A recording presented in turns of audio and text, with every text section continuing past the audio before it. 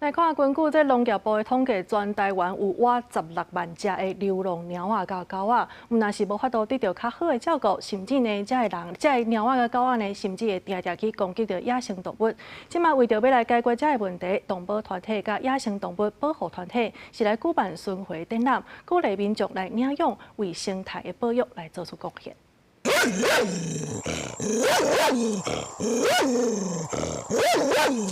影片当中，通看到流浪狗准备攻击按公鸟。台湾流浪鸟狗的问题，常常致使野生动物受到严重的伤害。为着要让民众了解野生动物保育甲流浪鸟狗的冲突，动保团体邀请专家学者举办讲座，希望让民众知影，其实领养流浪鸟狗，也通让台湾野生动物的生态环境变较好。对于一般民众，其实是分不清楚动物保护跟野生动物保育，可能也没有想过，原来动物还有分原生种动物、外来种动物，需要不同的照顾跟对待方式。善良必须要搭配知识，这样我们对于动物才能够真正的去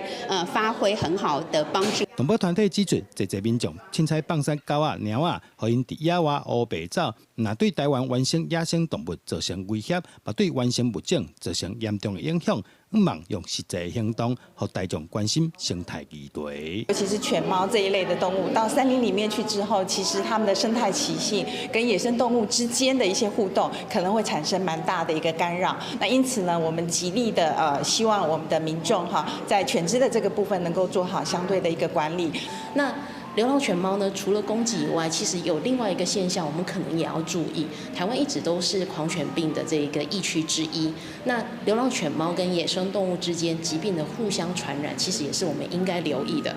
巡回展览自8月初一开始，伫咧主妇联名新德站展出，一直到8月底为止，希望让民众知影流浪动物的问题，若是动物福利的议题，更加是生态保育的关键。记者杜君和新店报道。